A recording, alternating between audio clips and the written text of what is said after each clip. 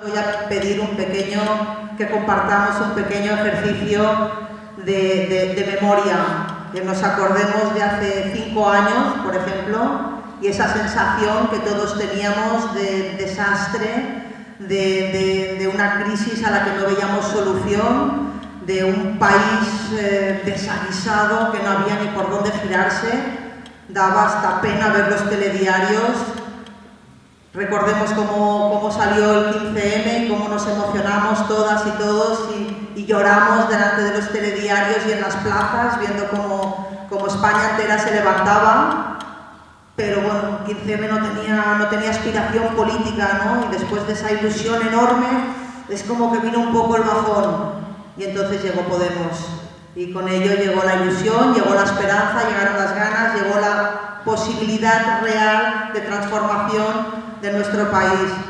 La infinidad de gracias que tenemos para Sergio y para todo el equipo de mentes pensantes que han llevado a cabo este proyecto y al que todos nos hemos sumado con ilusión es sencillamente inmensa. Muchísimas gracias, Sergio. Lo que quería decir es que fijaos que ya hemos hecho historia, lo apuntaba antes Juan Pedro, ¿no? Ya hemos hecho historia. En esta mesa estamos sentados una vicepresidenta del Consejo Insular, estamos sentados diputados en el Parlamento Español y diputados en el Parlamento Balear. Esto es historia. Que la gente haya entrado en las instituciones en cotos privados, porque así los consideraban ellos, cotos privados que eran de su propiedad y donde parecía que había que pedir permiso, los ciudadanos teníamos que pedir permiso para entrar, eso ya se ha acabado, ya estamos dentro y están realmente acojonadas, compañeros y compañeras, porque estamos dentro. Nos tienen pánico absoluto. ¿Cómo nosotros les hemos hecho ver que la mayoría de cosas que veían como normales, que esa resignación de que hubiese un bipartidismo o que hubiese un control excesivo del poder por parte de esos dos partidos, de esas instituciones, del funcionariado que trabajaba en esas instituciones, lo habían asumido como normal? Gracias a nosotros han dejado de verlo como normal. Y dicen, es que claro, lo habías asumido. Y esto tenía una gravedad tremenda, no solamente por parte de los políticos y periodistas, sino por parte de la sociedad, que había asumido que no había alternativas a eso. Y creo que esta es, de entrada, la gran revolución que se provoca. El problema que tiene es que sabe que con nosotros ahí no va a poder meter la mano en la caja, no va a poder trabajar en proteger a los distintos ministros y a los distintos altos cargos que básicamente se han dedicado a hacer esto, ¿no? A defender los intereses de esos pocos que tienen sentados también en el Parlamento, ¿no? Pero insisto, hasta ahí llega la desfachatez, ¿no? Que una persona que tiene 2 millones de euros en acciones inmobiliarias se permita ser el portavoz del Partido Popular en la Comisión de Fomento. Cuando he llegado a la Comisión de Fomento, me he encontrado además con un clima de absoluta connivencia entre el Partido Popular y el Partido Socialista. Absoluta connivencia. Cuando Pedro Sánchez salió diciendo y llenándose la boca del éxito que habían tenido con el hecho, hubo una comparecencia de un personaje que vosotros no conocéis, pero que es como el nuevo rey Aglutamín de Sevilla Villalobos, el presidente de la Diputación.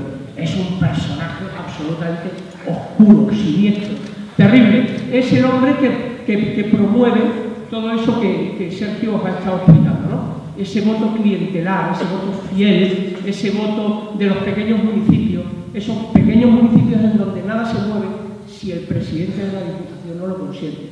Y a los 10 minutos de anunciar Pedro Sánchez orgulloso del acuerdo de gobierno al que había llegado con Ciudadanos, Villalobos hizo una rueda de prensa en Sevilla y dijo lo siguiente: esta casa no se cierra ni hoy, ni mañana, ni nunca.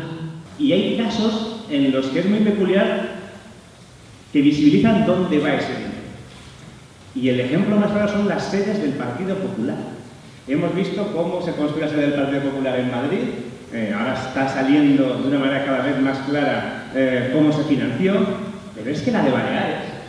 Y ayer cuando paseaba con Sergio, que estuvimos ahí en el Parlamento, se lo mostraba, la sede del Partido Popular en Baleares, ¿sabéis dónde está? El Parlamento de Baleares tiene 2 edificios, uno donde están las oficinas de los grupos parlamentarios y otro donde está el Pleno del Parlamento. Pues la sede del Partido Popular está en medio. Es decir, Consideran que las instituciones son suyas y ven como normal colocarse allí porque aquello es suyo. Y ha pasado aquí y ha pasado a nivel del Estado. Pero es que encima esas sedes, supuestamente, no sé cómo se dice exactamente, supuestamente fueron financiadas ilegalmente. Al Partido Socialista también se le votaba para vigilar al Partido Popular las veces que estaba en la oposición. Pues se ve que no. Se ve que los señores del Partido Socialista nunca jamás consideraron que en el Parlamento, cuando han estado en la oposición, tenían una tarea que se empezaba a control del gobierno. Porque sabían, tenían bastante claro, que tarde o temprano les tocaría el cambio de turno y les podrían pedir de vuelta los favores de yo no te he controlado demasiado, cuando estabas ahí, ahora no me controlo demasiado como yo estoy aquí. En España no ha existido jamás, no ahora, sino jamás, ningún tipo de planificación de las infraestructuras que pusiera encima de la mesa el criterio del servicio público de atender las necesidades de la gente como elemento objetivo de planificación de las inversiones más grandes que ha tenido este Estado durante años y años. Jamás. Imaginaos lo que os estoy diciendo. Os estoy diciendo que el ministerio que más recursos tiene para poner encima de la mesa a la hora de construir infraestructuras en nuestro país, nunca las ha diseñado pensando en el servicio que tenían que prestar esas infraestructuras. Es muy gordo lo que digo, ¿eh? Porque lo que estoy diciendo es que del orden de 20.000 millones de euros al año, de ese orden, 17.000 el año pasado, y estamos hablando de vacas flacas, del orden de esas cantidades, se han destinado ¿a qué? Pues se han destinado a satisfacer, por un lado, los intereses políticos concretos del político de turno que vivía, pongamos, en Castellón, ¿no suena? Claro. Y por elegir una provincia al azar, ¿no? Y por otro lado, y esto es más gordo todavía, a satisfacer los intereses de las 6 mega grandes maquinarias de construcción que hay en nuestro país, que se llama OHL, se llama ACS, se llama Ferrovial, se llama Florentino Pérez, se llama FCC. A esto se han dedicado los recursos de infraestructura de nuestro país. Es textualmente así, Y tenemos que volvernos, en vez de conformistas, al contrario, enormemente desconfiados. Ahora aquí se quiere hacer una facultad de medicina. Yo cuando oigo algo así, algo que implica dinero, presupuestos que no van a estar inflados, proveedores, comisiones, lo primero que pienso es ¿a quién beneficia? En lugar de construir un AVE en el que viaja aproximadamente un viajero al día, en un ramal de AVE, por ejemplo, que va a Huesca, o gastarse 3.000 millones en el túnel de Pajares para que la distancia entre Madrid y en tren no sean 3 horas y media, sino que sean 3 horas, para ahorrarnos esa media hora, nos gastamos 3.000 millones en el túnel de Pajares. En lugar de hacer eso, que es dinero que, insisto, se va al bolsillo Florentino Pérez o alguno de sus amigotes, en lugar de hacer eso, podríamos destinar ese dinero, bueno, pues, por ejemplo, a la tarifa plana aérea que une las islas y que mejoraría las potencialidades comerciales y de dinamización económica entre islas. Resulta que la ministra de Medio Ambiente, que tiene que resolver sobre un expediente para limpiar la basura que ha acumulado durante años Fertiberia, otra empresa de Villarmil en Huelva, la ministra de Medio Ambiente, ¿sabéis de dónde viene? Viene de ser alto cargo de Fertiberia. Viene de ser alto cargo de Fertiberia y ahora tiene que decidir sobre si Fertiberia tiene que pagar una millonada en limpiar los fosfollesos o se le perdona eso. Bueno, pues este es nuestro país. Este es. Y cuando uno llega allí, se escandaliza. Pero ojo, cuando nosotros llegamos allí, esto empieza a no estar ya, no es tan fácil tapar. Ya no va a ser tan fácil tapar.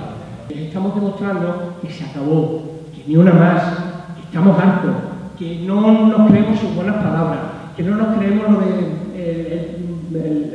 los jóvenes cachorros, estos que vienen ahora a contar, los Martínez Bahillo, Casado, que nos vienen a contar que no, que esto ya se acabó, se terminó, el de Euskadi, estoy hasta los huevos de no sé qué, pero si esto no es estar hasta los huevos, esto es demostrarlo. Y lo primero, la forma en que han tenido de demostrarlo ha sido blindando a Rita Barberá. Por lo tanto, no es una cuestión de saturación, es una cuestión de hacer cosas. Bueno, pues aquí estamos nosotros para empezar a hacer cosas.